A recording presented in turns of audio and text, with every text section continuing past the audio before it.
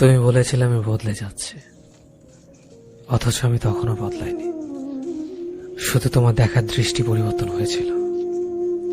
তোমার চোখে তখন অন্য কারোর জন্য ভালো লাগা, তাই আমার পাগলামিগুলোকে তোমার কাছে বেমানান লাগছিল। কিন্তু অপরিবর্তিত আমিটাকেই তুমি ভালোবাসার দাবি করেছিলে একদিন।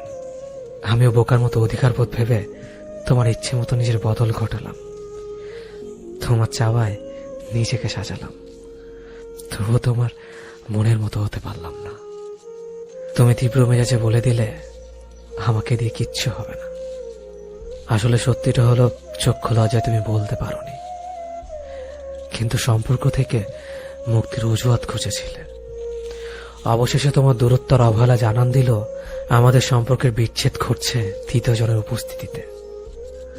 অনেক আগে আমার নামটা তোমার প্রাক্তনের তালিকায় যুক্ত হয়েছে, শুধু ফর্মালিটি করে বলার বাকি তুমি অন্য কারো হতে চাও।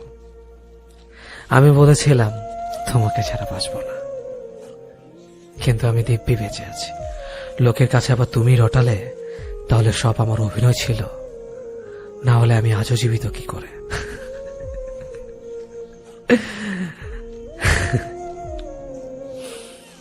জানার প্রয়োজন বোধ করনি।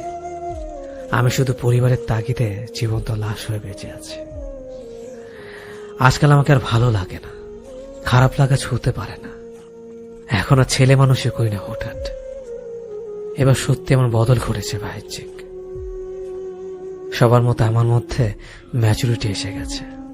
সবার ধারণা সত্যি প্রমাণের জন্য আমি এখনো হাসি, কাজে ডুবে থাকি, কান্নাদের ঠোঁটে ঠাঁই দেই না। আমার একাকিত্ব বিষাদের গল্প কাউকে শুনে আহত করি না।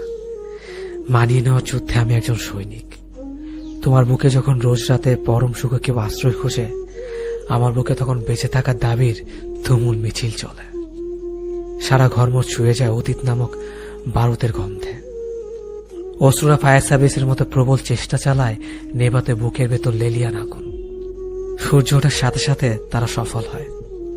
কেউ তখন আদরের চিহ্ন লুকাতে স্নানে ব্যস্ত হয়, আর আমি চোখ